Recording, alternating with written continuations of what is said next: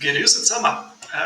As you guessed, this video will be about Switzerland and what I learned after 4 incredible years that I spent over here working, and what I now know about the Swiss tech culture, what makes it unique, and maybe I am going to share some tips and tricks how to do the job hunting from abroad, what makes it so interesting and maybe sometimes challenging. And yeah, this video will be some sort of a vlog type video. I hope you don't mind. And I am going to share on a background various videos from Switzerland. So let's go. Let's focus on a big one. How do you even get a job in Switzerland from outside? Well, the process is not easy, but I can share two tips that worked for me, I think.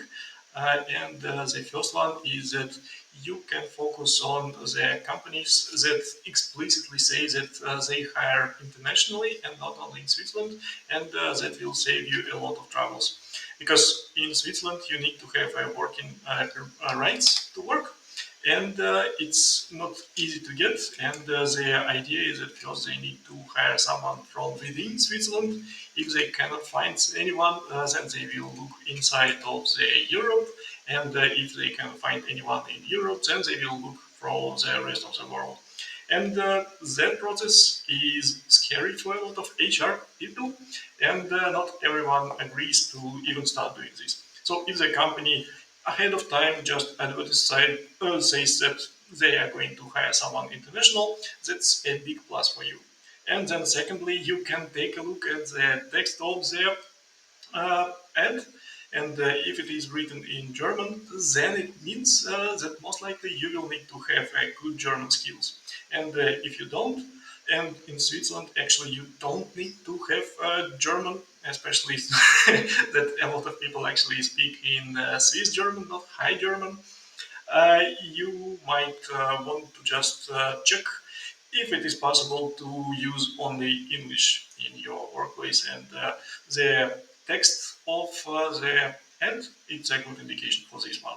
And second thing that you need to do is make sure that your LinkedIn is rock solid, because there will be checks, and if your LinkedIn is nicely structured and it is easy to understand for HR people what are you going to do, it helps for sure. But you probably would need that anyway for any kind of job hunting. And for me, just from the personal experience, I tried to get this job in Switzerland for 2 times. I started in 2020, tried for a couple of months, never went further than a couple of interviews, and people would often just say to my emails that, sorry, we cannot sponsor your visa, and please move on. And then the second attempt in 2021, I actually landed the job. I think it took me something like 50 applications to get it altogether, and yeah, just keep on trying and you will get it. It's not impossible. My role here was a site reliability engineer, and honestly, it pushed me to level up. Usually, and I just speak from my experience, teams are quite small, but they are specialized. And there is a strong focus on automation, reproducibility, and platform thinking, all of the usual stuff. But sometimes you just need to push a little bit more yourself, and you need to navigate it very carefully between different teams and your stakeholders, because it's not all the CD CI pipelines. There is a lot of collaboration required with developers, different product teams, and even with your managers and the C-level people, just to explain what you want to achieve, how you want to achieve it, and try to push that DevOps culture even further. So there is definitely a market and opportunity to grow and pretty much sharpen not only your technical skills, but on top of that, the communication skills, with the additional idea that you are talking to people from different cultures and there might be some misunderstandings. And speaking about cultures, what surprised me the most is that Swiss companies take documentation really seriously. I'm talking full onboarding guides, architecture reviews, incident postmortems. All of that is documented and actually readable. It's not just a checkbox somewhere, it is built inside the Swiss culture. And as SRE professional, that was pretty much just gold. Uh, it meant that I could myself onboard faster. I would understand what the company is doing in basically minutes and run fewer repeat incidents and build on existing systems with confidence because that documentation is not only available, it is kept up to date, which is surprising.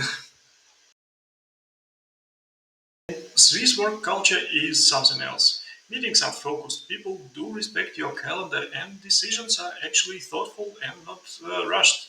Everything is communicated very clearly from the very top of the hierarchy to the very bottom, and those decisions and things are explained why and whatnots. Everything is clear, and you can ask questions. The biggest shift for me actually was how much they value work life balance. You're expected to actually unplug after work. And when you do, there is no guilt. It's been a huge mental reset for me, actually. When they discuss what they want to do about the incidents, it is very good to just be able to say that, well, I cannot take those emergency calls and I am actually off to the mountains or something like that. And it is respected and agreed for the whole team, for the whole company. Living in another country teaches you so much, not just about work, but about yourself. And additionally, and very importantly, about the decisions of Italianish or the Französisch dressing that you want for your salad. You become more adaptable, more patient, and you learn to navigate that ambiguity. And you realize that soft skills like empathy, clarity, and cultural awareness, it's they are as value as your tech stack, if not even more.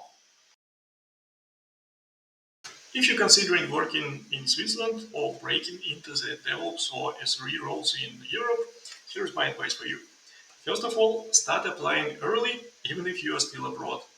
Secondly, build your public presence. So GitHub, blogs, LinkedIn. Number three would be practice your communication skills and soft skills. And finally, be ready for a slower, steadier career pace. Promotions here take time, and the growth it's still real, but it's much more expanded over time. Well, thanks for watching. If this helped you or gave you a new perspective, please hit the like and subscribe button. I will be sharing more about DevOps, SRE best practices, and what it's really like working abroad in different countries. And if you have any questions about Switzerland or job hunting, drop them into the comments and happy to share more. See you!